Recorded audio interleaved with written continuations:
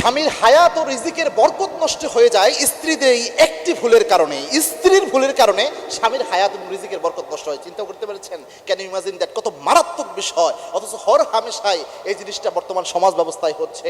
এটা খুব গুরুত্বপূর্ণ, একটু মনোযোগের সাথে শোনার চেষ্টা করেন। দেখেন, রিজিকে বরকত, হায়াতে বরকত, এটা আল্লাহ ছাড়া পৃথিবীর কেউ দিতে পারে না। খুব মারাত্মক একটা বিষয়। আপনি হাজার লক্ষ টাকা ইনকাম করে, অনেকে রয়েছে 1 লাখ টাকা ইনকাম করে। আমাকে ফোন দিয়ে অনেকে বলেছে, ভাই আমি 1 লাখ টাকা, কেউ 80,000, কেউ 1.5 লাখ টাকা ইনকাম করে, অথচ মাস শেষে টাকা খুঁজে পায় না, কোনো বরকতই পাই না, টাকা রাখতেই পারি না আমি, টাকা একটার পর একটা বিপদ এসে নষ্ট হয়ে যায়। এটা একটা মারাত্মক বিষয়। আবার 20,000 টাকা ইনকাম করে, বরকত থাকে, ওখান থেকে সেভিংস করতে পারে। সুতরাং বরকত আল্লাহর দেওয়া নেয়ামত, আপনি চাইলে বরকত নিয়ে আসতে পারবেন না। বরকত পেতে হলে এই জিনিসগুলো থেকে বিরত থাকতে হবে।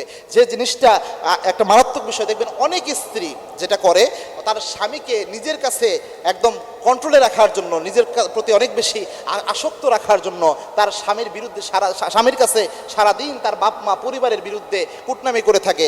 তার মা তার সাথে কি করলো, এই জিনিসটা স্বামীকে বলে। অনেক সময় বউ শাশুড়ি চলতে ফিরতে এমনটা হয়, অনেক সময় তার শাশুড়ি তার ছেলের বউকে দু একটা হয়তো কথা বলে ফেলেছে, মন মেজাজ ভালো ছিল না, মেয়ে হিসেবে বলে ফেলেছে, একটু শাসন করে বলে ফেলেছে।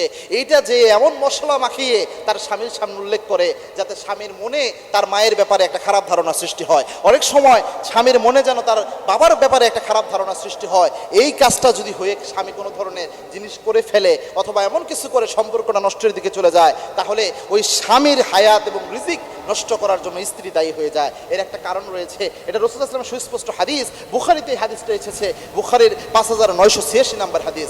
আল্লাহর হাবিব সাল্লাল্লাহু আলাইহি ওয়াসাল্লাম স্পষ্টভাবে বলেছেন, কেউ যদি চায় তার হায়াতে বরকত নিয়ে আসতে, কেউ যদি চায় তার রিজিকে বারাকা নিয়ে আসতে, সে যেন তার রক্তের সম্পর্কগুলোকে জোড়া লাগায়। রক্তের সম্পর্ক সে যেন নষ্ট না করে। রক্তের সম্পর্ক যদি জোড়া লাগায়, হায়াতের বরকত আসবে। রক্তের সম্পর্ক যদি জোড়া লাগায়, রিজিকে বারাকা থাকবে।